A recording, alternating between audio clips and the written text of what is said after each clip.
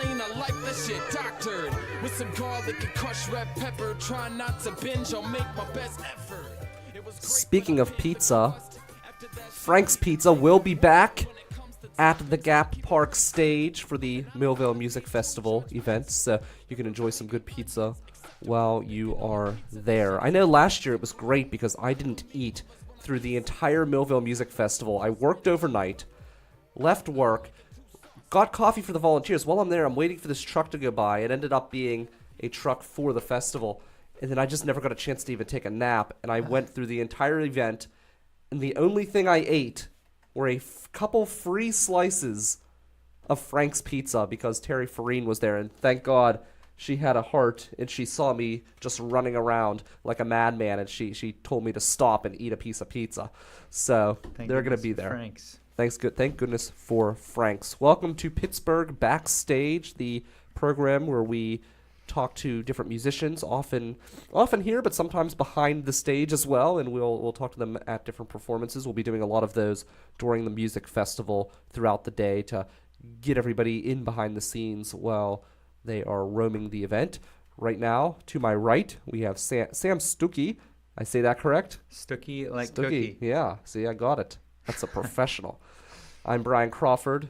Again, this is Pittsburgh Backstage. We're broadcasting from Mr. Small's Theater for the River's Edge Radio Network.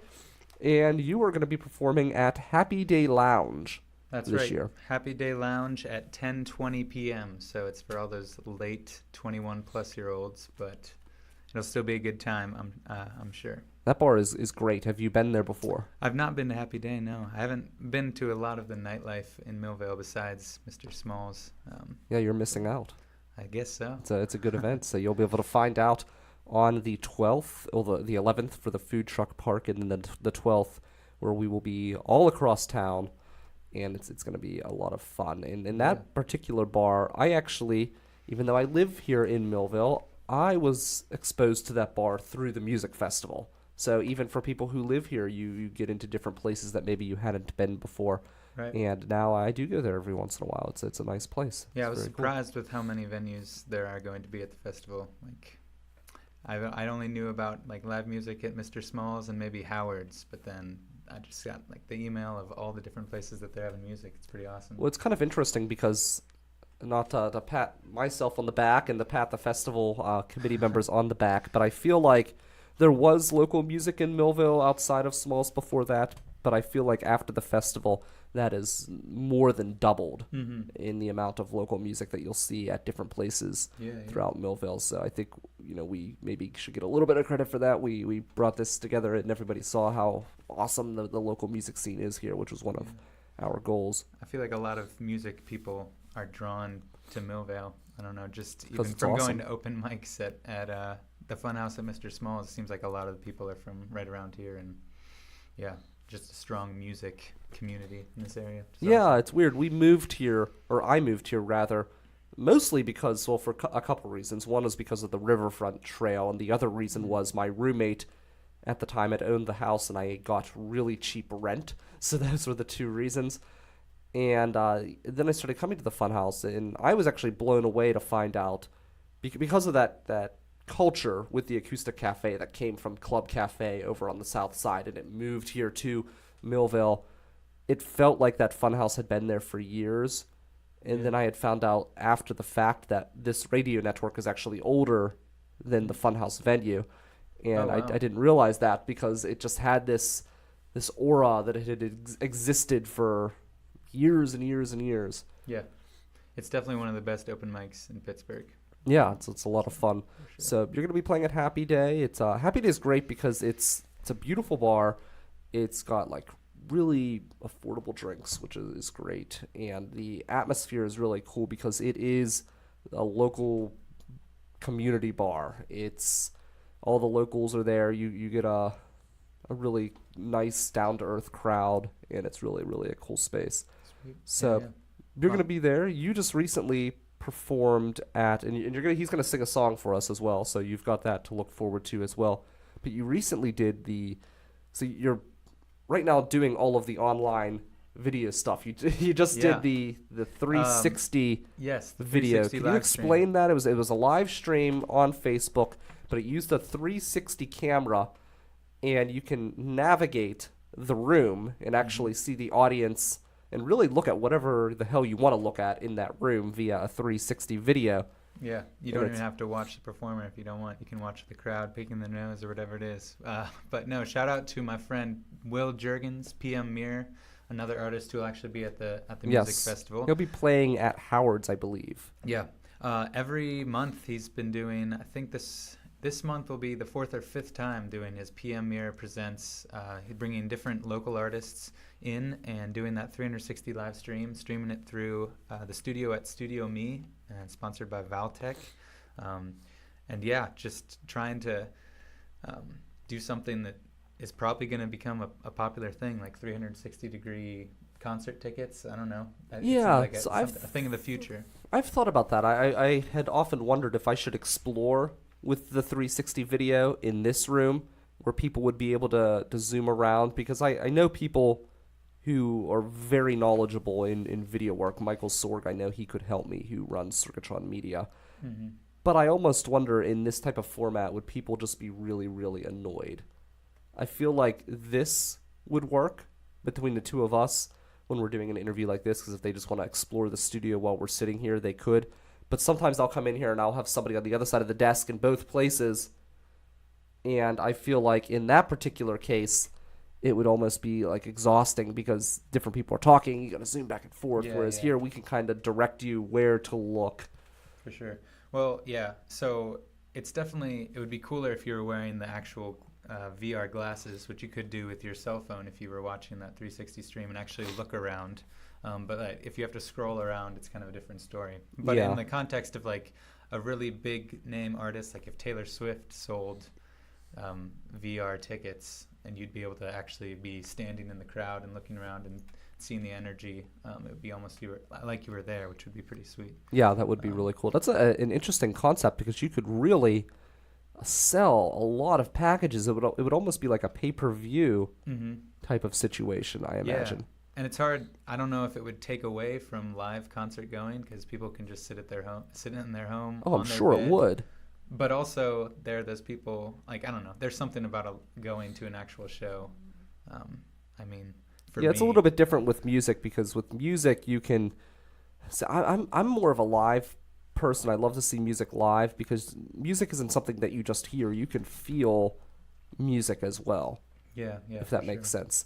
So you lose a lot of that when you are watching something from a distance. Like I love the River's Edge and being able to explore all of the different artists that are local here in Pittsburgh. But I really then want to go, like if I was on the opposite end and I wasn't curating that playlist, then I would want to go see those artists based on hearing that information, because it's great to be able to get a sampling, but I want to see it live, because I want to have that interaction. I want to feel that energy and feel the vibrations coming off of the instruments and from the sound and everything. And you want to know that someone can actually do what they're doing on the recording live. That is like a cool thing for me too, because people can do anything with just a recording, but if you can see them perform live and it's still good, then A lot of people, It's I actually enjoy it more live. Like Yeah. and there's something about it that's really pretty cool. Mhm. Yeah, I know the NFL's really hurting from TV viewing, because the TV viewing experience is better in a lot of cases than actually being there live. But sure. but I think the music would have an advantage over that. But I just think of the future, and you talked about someone like Taylor Swift, who's this huge mega star. She could be performing in London, and realistically, as time goes on, you could sell tickets. Well, you could sell tickets through VR, but you could also sell tickets at Heinz Field at some point. They had the hologram of Michael Jackson, Yeah. for example. You could actually have a hologram in a stadium and replicate the experience in different places, if you think about it. Yeah.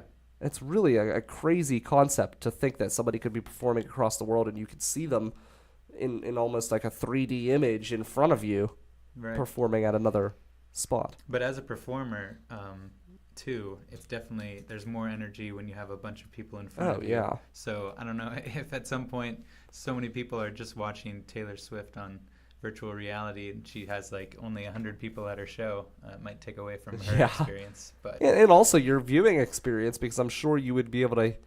Yeah, a lot of times when you go to an event, a big event, hearing the crowd often creates excitement for you as a viewer as well.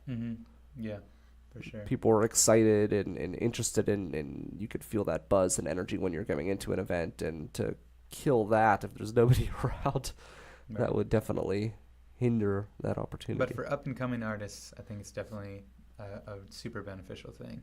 And yeah, it's really cool that you can just watch concerts online for free on Facebook Live.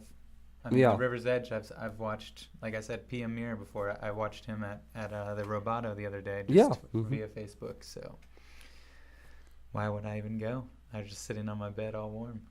Well, because it's the Roboto's very cool. That's why. Yeah. So Yeah, the for idea sure. is to you'll see the live stream, you'll be interested in the music, and then you drive down and view it yourself. So I think that's kind of the concept. So how long have you been performing?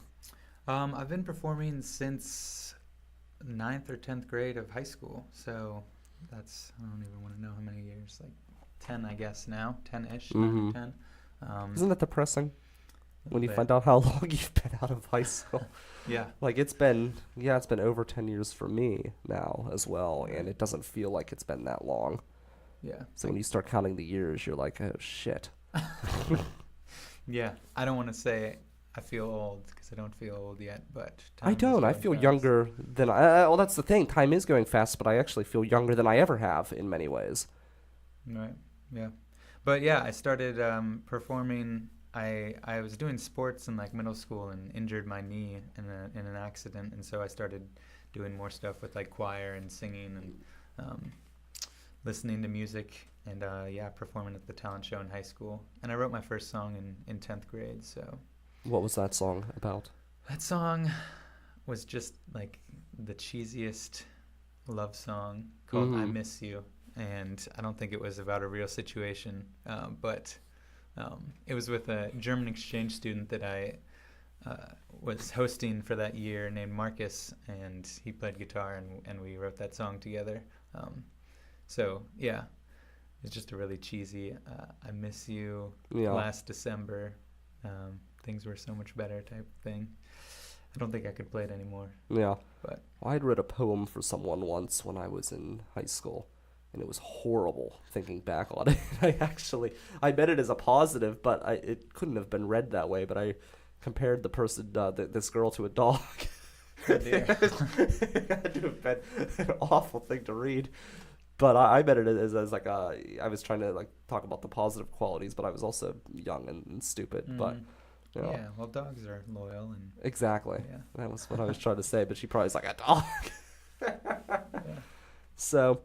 Yeah, so you're going to be at the music festival. What are you excited about to check out at the festival? What's got your interest? Well, yeah, there have been so many artists that I've met through the open mic, so I'm excited to see some of the people performing for more than just one or two songs that I've seen at open mics.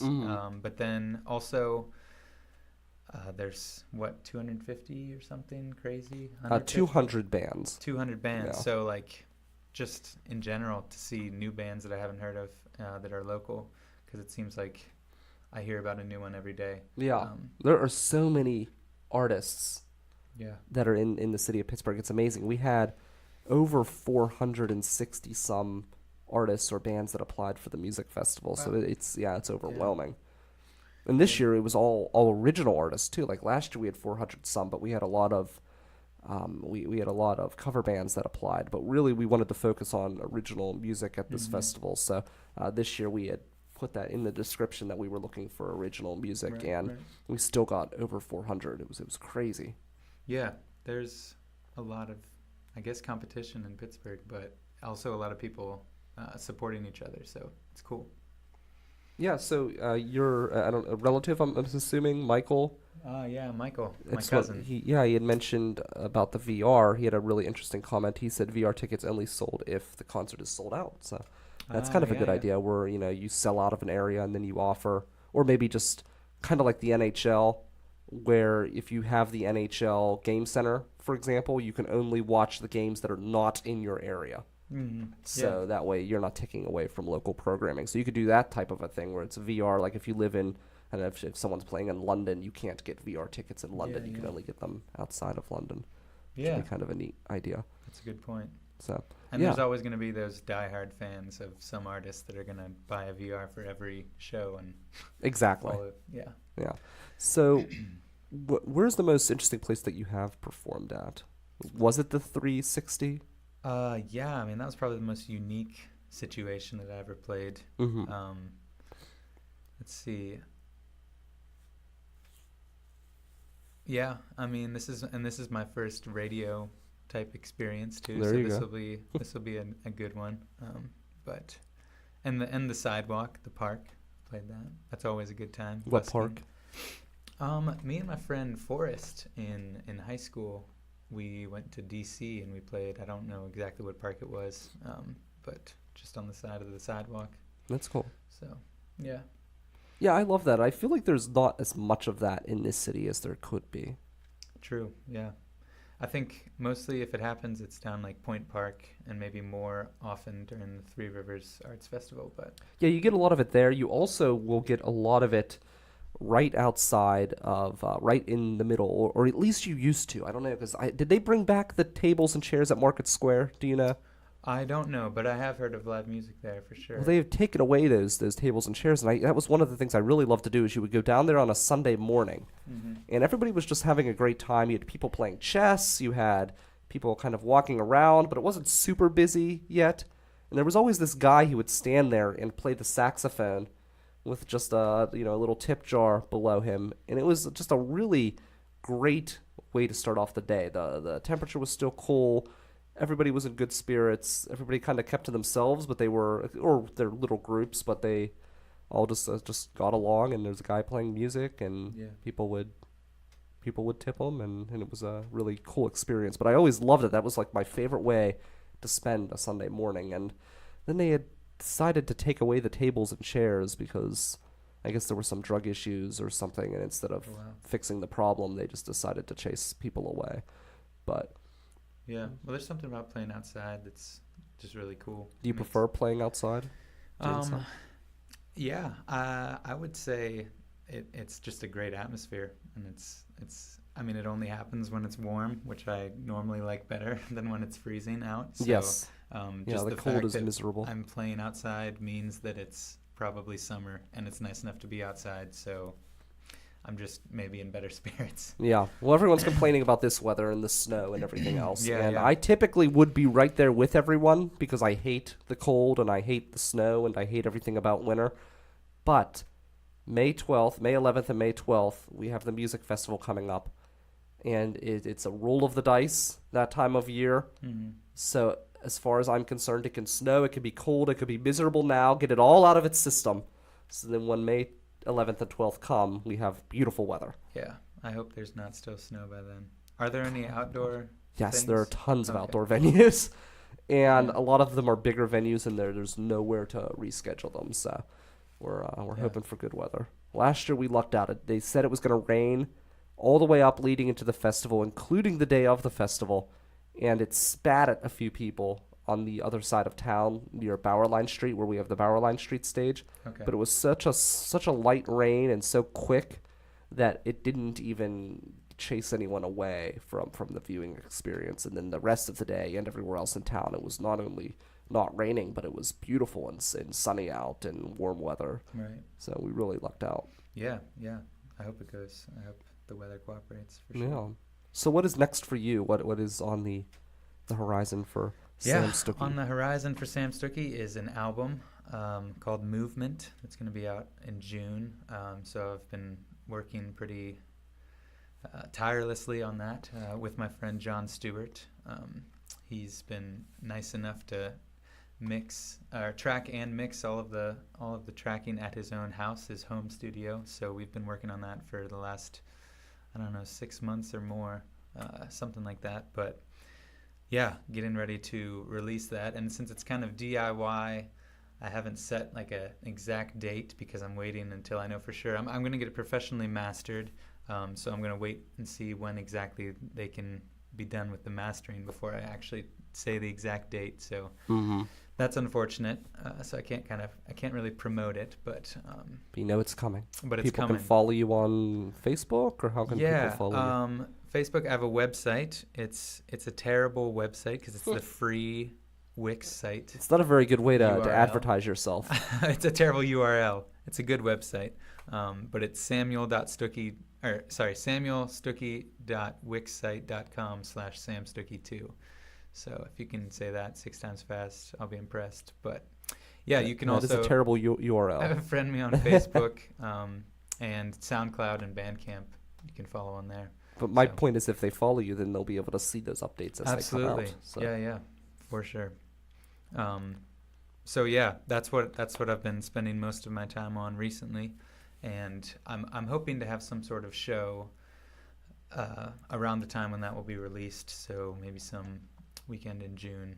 I'm just starting now to try to figure out a place to do that. It's getting kind of late for that, so I'm really looking for that right now, and hopefully full band, because normally I just play as a solo artist, with just vocals and guitar, but I think it would be kind of special to have like a CD release party with a full band backing. Yeah, that would be great. Now, you go to this open mic here a lot, right, Mhm. at the Funhouse. I don't feel like I've met you, which is surprising, because I go Yeah. there often. I'm not sure. I mean, I used to go more, definitely. I probably go every 3 weeks, 2 or 3 weeks. So I don't go every time, but I try to get there when I can, because like I said, I love having a backing band, and they're super talented at Yeah. the Funhouse. And I mean, all I have to do is tell them the key of the song, and they just kind of go with it.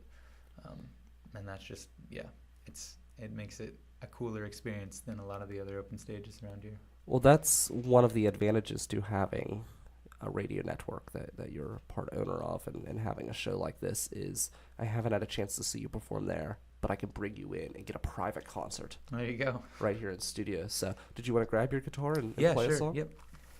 So that's Sam Stucky. He's going to grab his guitar. He's going to play a song for us here on the River's Edge. We're broadcasting live from the Mr. Small's Complex on the River's Edge Radio Network, Pittsburgh's voice for local music.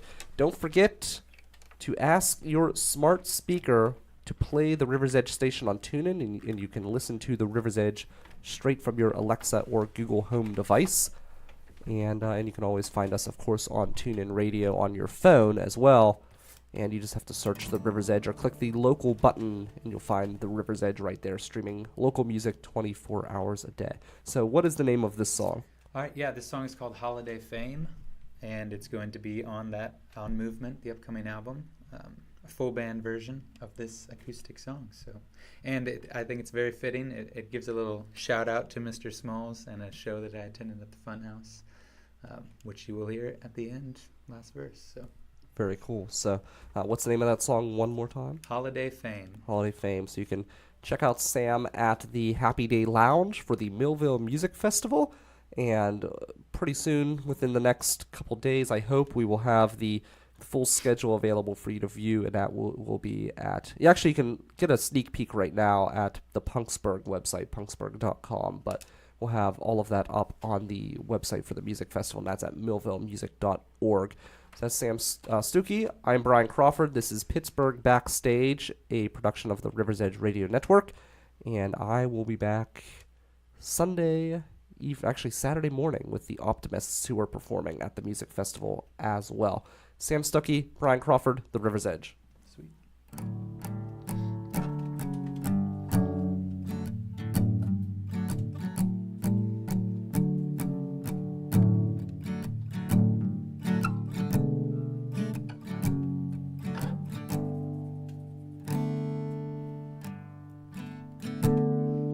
I can't tell where these steps go. 2 steps move forward, then back to the floor.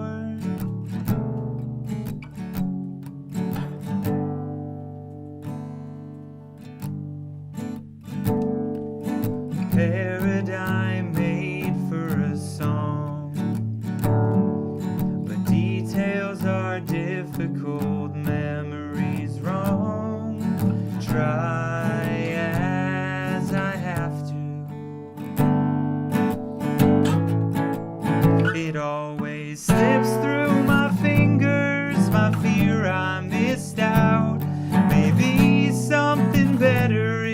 stay in the crowd in my favorite flannel with my jet black guitar, or the white walled apartment, or alone in the car.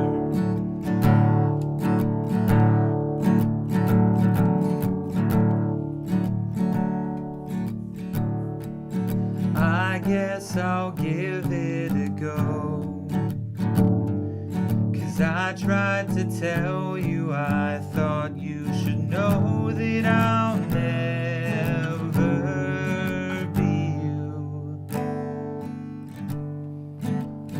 When I saw you outside on the phone, I couldn't muster the courage to clear my own throat, so I'll never be you. It always slips through my fingers, my fear I missed out. Maybe something better if I stay in the crowd in my favorite flannel with my jet black guitar, or the white walled apartment, or alone in the car. Which one will I be today? The loner or the DIY hero? I'm closer to holiday fame than I am to making a decision. Closer to this holiday fame than I am to a goddamn decision.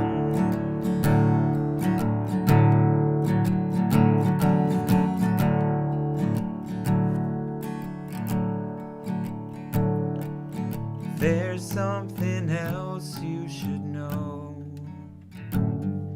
It's not about decisions or the Mr. Small show between my ear and my shoulder.